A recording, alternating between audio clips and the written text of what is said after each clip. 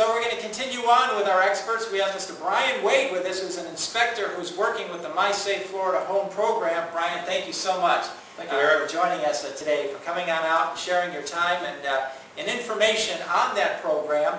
And we're going to talk about the My Safe Florida Home Program and this whole issue of mitigation, what it means, and the importance of mitigation. And you were sharing with me how you've seen firsthand when you mitigate what that can do to really safen a structure. Yes, that's right. I am one of the 648 qualified inspectors statewide for the My Safe Florida Home Program.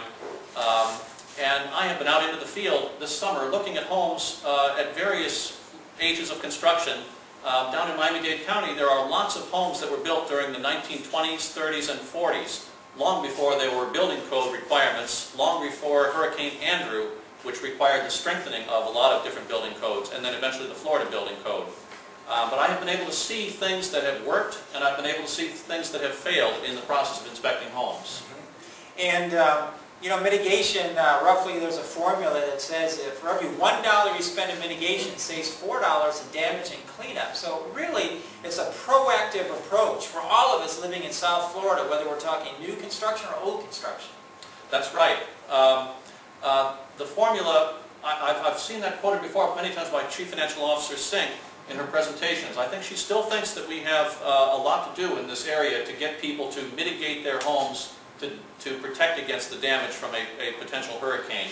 And that number probably does not include the cost of disrupted lives when a family can't live in their house any longer. They have to leave and possibly leave their jobs and the schools they're comfortable with and live in some other temporary housing while they try to get a contractor scheduled to come in and fix their homes.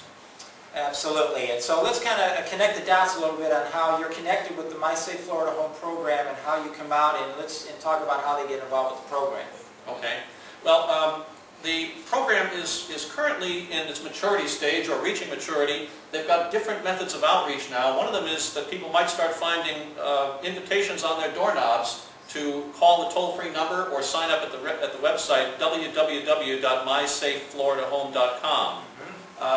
The good news is that you don't need to wait for a written invitation. The program is up and running now. It has website sign-ups or a toll-free number that they can also call. That would be 1-866-513-6734.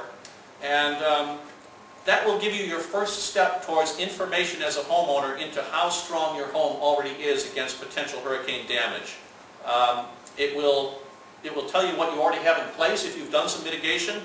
Maybe your insurance company doesn't know about what you've already done in the respect of impact-rated windows or shutters or even impact-rated garage doors. If that's the case, this free report paid for by your tax dollars in the state of Florida will give you the discounts that you're entitled to. And then for some other people in older homes that have not done the mitigation yet but know they probably should, there is up to $5,000 in matching grant money that might be available to help you accomplish that shutter project or that rated door project. And of course, Victoria Williams of the state of Florida's Department of Financial Services mentioned garage doors. They found in a lot of the after-storm analysis from 2004-2005 seasons that a lot of garage doors were breached either by being pushed in by wind or being sucked out by the negative pressures. And so they'd like to brace a lot more garage doors as well. And that is an eligible retrofit under the My Safe Florida Home Grant Program. Excellent point. When folks come here to the Disaster Survival House and we talk about mitigation and look what they did to the roof, the walls, the windows, and we have the garage door here too that's fortified. One way to look at it is if a homeowner comes in and says, Eric, you know, I haven't done anything yet. Where maybe should I start? And one approach is that if they're a homeowner and have a garage, you know, typically then the garage door would be the largest opening in a structure, so that may be one place to at least start. If they're going to start spending money in any one place, it's a big door opening. That's true, and it's also true that you've got to do the obvious ones, the windows and doors. I run across homes that have mixed levels of protection. They might have some older shutters going back to the 30s and 40s, the famous clamshell shutters that are a signature feature of old Miami architecture.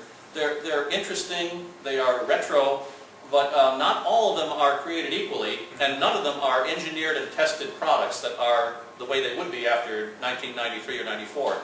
Some of those things unfortunately blew off during Wilma, and the windows breached sometimes they didn't. but it's got to be, you have more comfort when you have engineered and tested products which are being talked about today at your Hurricane Expo. There's so many different choices that homeowners have right now. It's a very positive message, and it's a very good time to be doing this to protect your Florida home. Now, as an inspector, when you come out, then what exactly do you start looking at for a homeowner?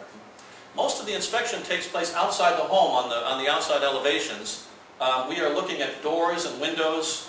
If the windows don't have rated products or Miami-Dade County product approved shutters or impact windows, we will measure all of the windows and record that in our data sheet. We will look into the walls, not with x-ray vision, but we have equipment. We have equipment that will let us know whether there's steel rebar in poured columns, reinforcing the concrete block structures. And that gives you a stronger home or a continuous load path that goes from the roof line all the way down to the foundation.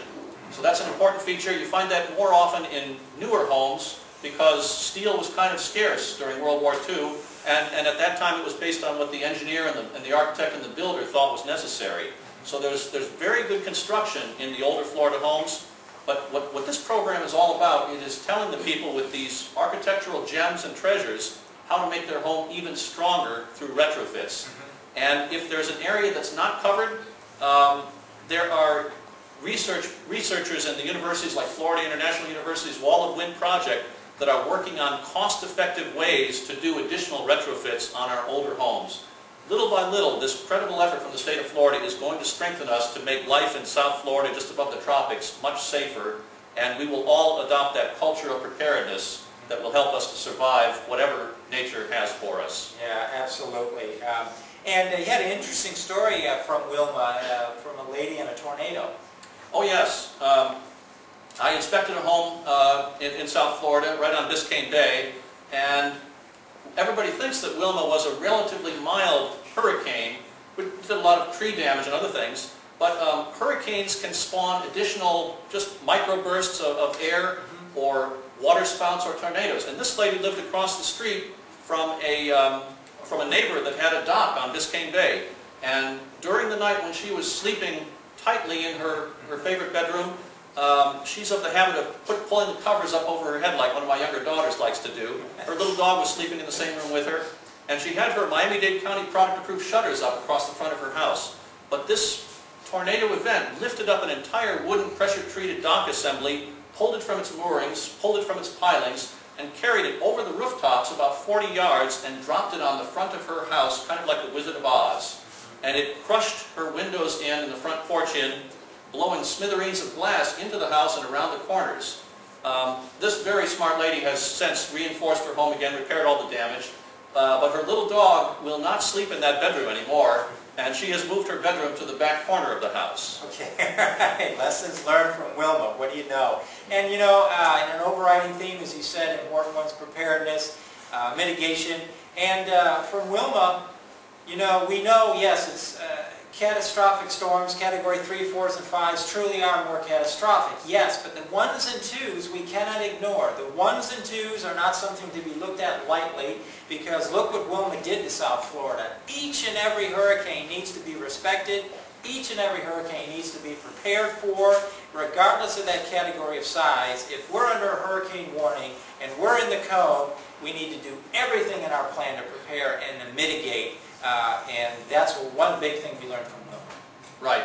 And the state of Florida's effort is in place. All the homeowner has to do is go to www.mysafefloridahome.com. They can choose code C03 for the free wind inspection from Applied Research Associates.